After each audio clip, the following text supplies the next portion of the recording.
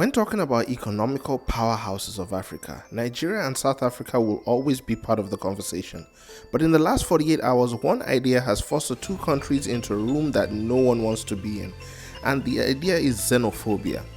The word xenophobia means dislike of or prejudice against people from other countries, and a group of South Africans have exercised the idea into reality by attacking Nigerians in South Africa. While this is coming as a shock to Nigerians, one has to understand where this idea may have originated.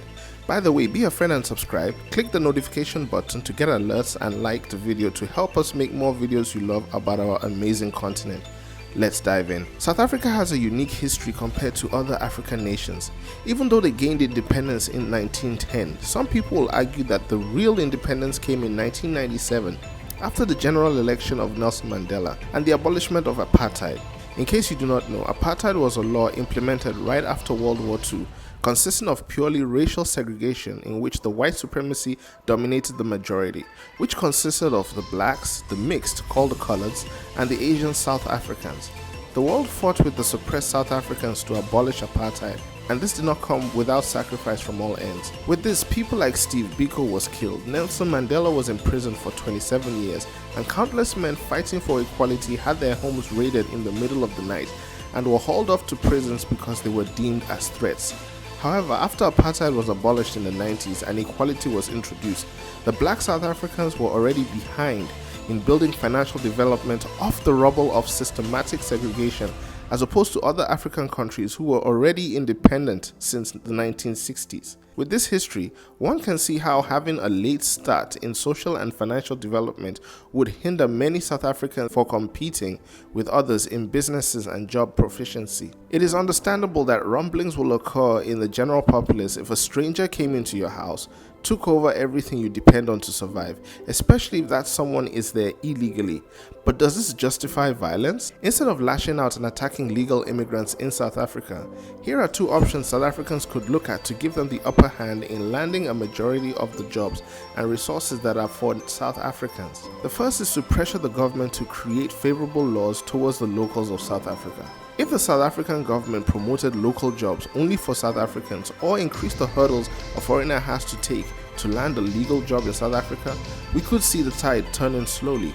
The second is to create an ecosystem that would benefit first-class citizens so that there would be no rivalry set between Africans. We're talking about quote-unquote black money, where services and businesses are patriotic and make an emphasis on having some more South Africans owning these businesses than foreigners. At the end of the day, this is embarrassing as an African to witness what is unfolding. You have celebrities engaging in Twitter wars, Nigerians fighting back, and people bringing up mistakes presidents have made in the past regarding immigration. Ironically, Africans are not even the ones making the most money in South Africa. You have the Dutch, the English, and even the Asians coming in and buying out businesses. Some transactions being legal and some seeping through the cracks of the government laws holding up the country. Nigeria and South Africa have a history. Nelson Mandela was once saved from the death penalty by Jaja Wachuku. South Africa also did its best to aid Nigeria during its dark reign of Sani Abacha. Furthermore, the behavior of attacking other Africans is a complete 180 degrees to Steve Biko's preachings about black consciousness. Looking back, one can see that this is an idea that was passed down either from parents and older relatives or passed across from locals who could not get by in a booming society that was leaving them behind. Can this messy situation stop?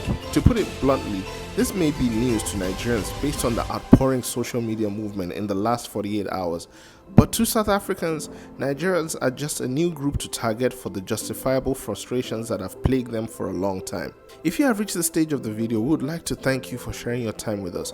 But comment on the whole situation. We'd love to hear your side on this. If you'd like to be informed when we roll out new videos, give us a like to help us with the YouTube algorithm. Share this with a friend and drop a comment if you disagree or would like to request a video. Till then, brothers and sisters, have a nice day.